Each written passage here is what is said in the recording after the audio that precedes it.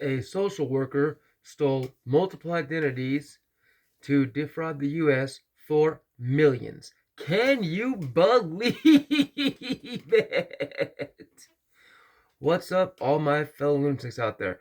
I'm Rational Lunatic, and before we get started, from me and my family of lunatics, we would like to wish you a happy Thanksgiving. Hope you had a good week. Sorry I've been absent for a few days, but the holidays. Anyway, you know the gist. It's not clickbait. It's true. It's blue. It's official corruption news, and we're bringing you the story right now. Now, this is about a social worker who had a ring of co-conspirators that stole multiple identities from victims and used them to defraud the U.S., get welfare benefits, false tax returns, and credit cards, etc. And with that being said, let's get into the story right meow. This report's coming directly from the United States Attorney's Office, Central District of California. A former social worker was sentenced to nearly 5 years in federal prison for masterminding multiple frauds by using clients' stolen identities. Santa Ana, California.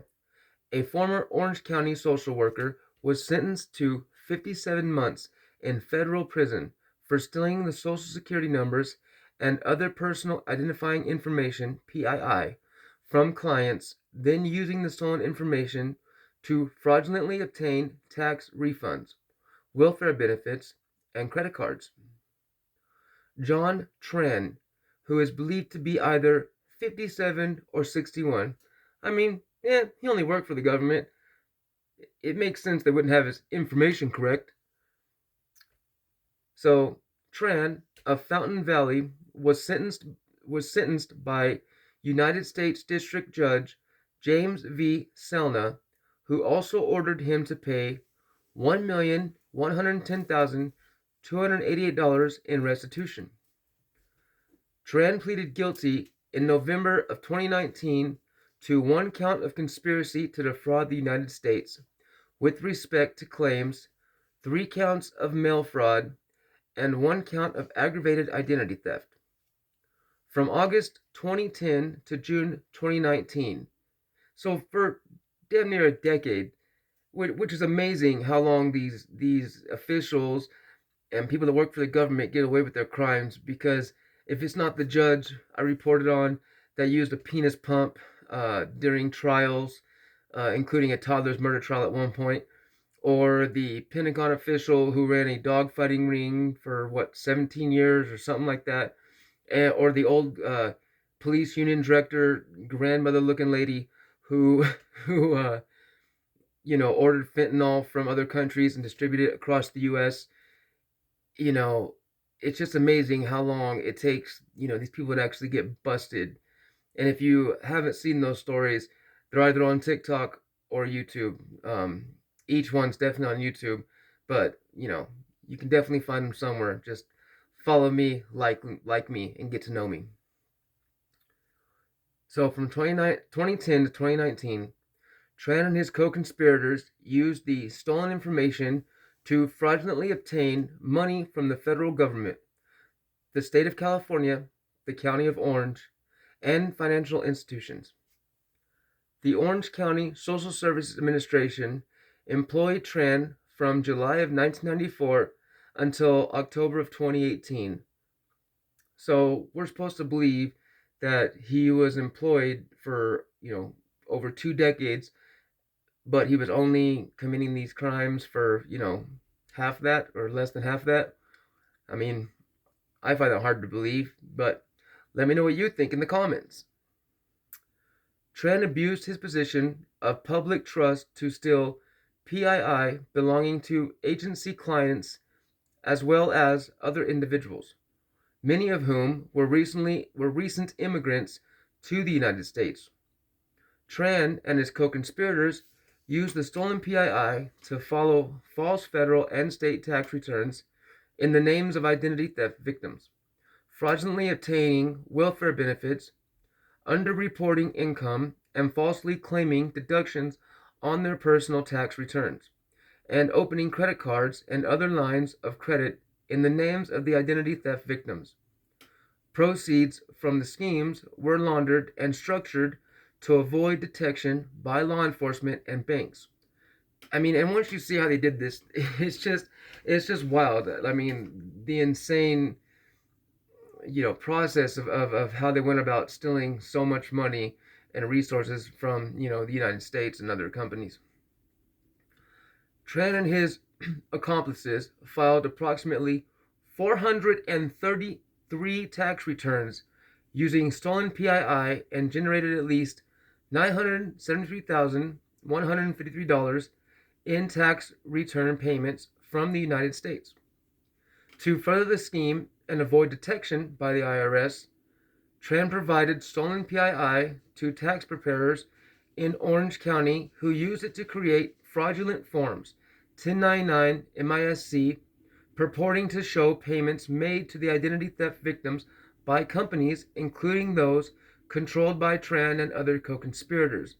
Now, if you're not familiar with the 1099 form, as most of us that have held jobs and still do, including myself, as many of us know, when you work a regular job, for the most part, you file a W-2 or a W-4 form.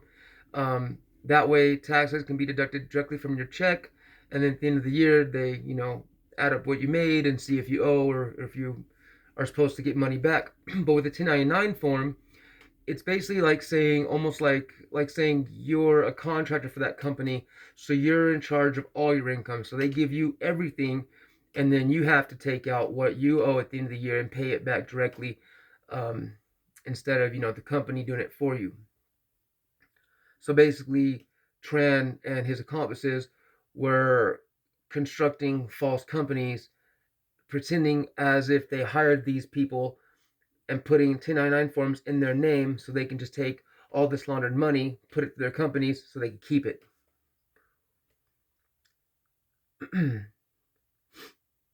False federal income tax returns were prepared using the Tran-provided stolen identities.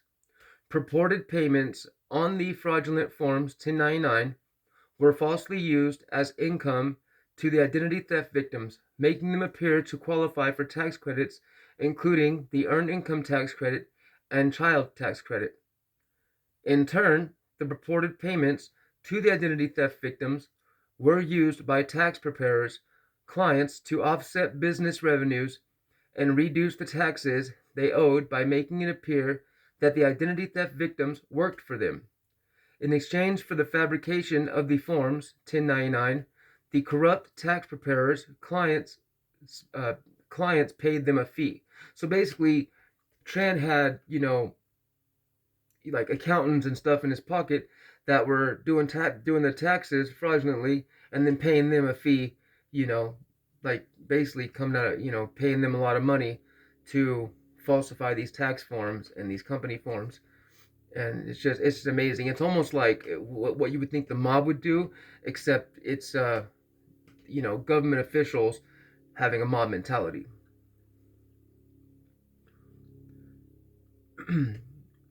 Tran also used the stolen identities of 2 victims to open fraudulent bank accounts, open credit cards, and open social services cases. For example, in September of 2014, Tran opened a credit card account in another person's name and used that card for personal expenses, including for items such as skincare products, Costco purchases, and sports gambling. Tran, in 2007, charged approximately $14,000 to a credit card in the name of one victim after he convinced the victim to allow him to use the victim's credit card. The victim, who was a recent immigrant to the United States and one of Tran's SSA clients, believed that he had to let Tran use the credit card because Tran was a powerful government official who had control over the victim's family's SSA benefits. So, and that's just one victim. He charged $14,000 to one credit card of one of his victims in 2007.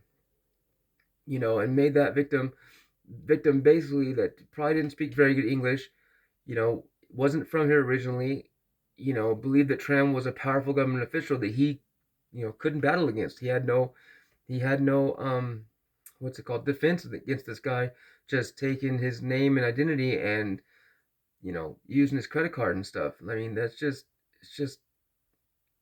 heinous.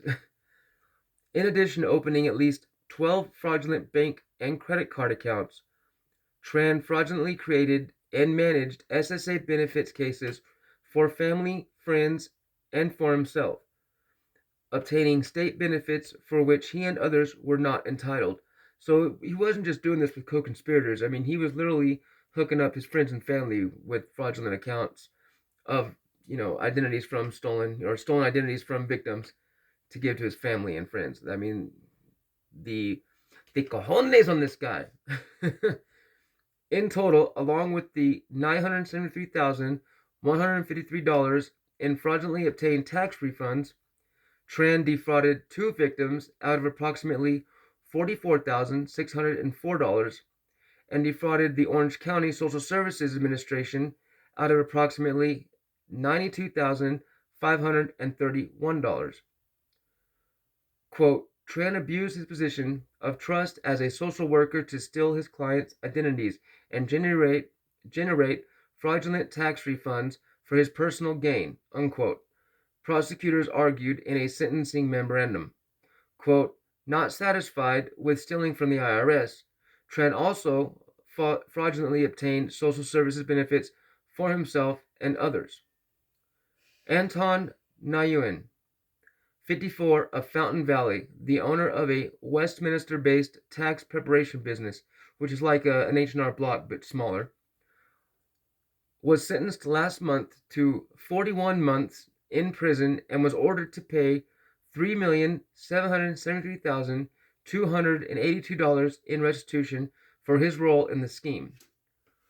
Rosemary Pham, 65, of Midway City, another tax preparer, pleaded guilty on July 14th to one count of conspiracy to defraud the United States and one count of aiding and advising the filing of false tax returns.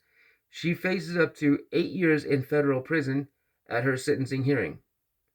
In total, federal prosecutors have secured 8 guilty pleas in this criminal case. So up to 8 people were in this ring of criminals, doing this to immigrants and other Social Security victims. IRS criminal investigation, with assistance from the Orange County District Attorney's Office, investigated this matter. Assistant United States Attorney Bradley E. Merritt of the Santa Ana Branch Office prosecuted this case.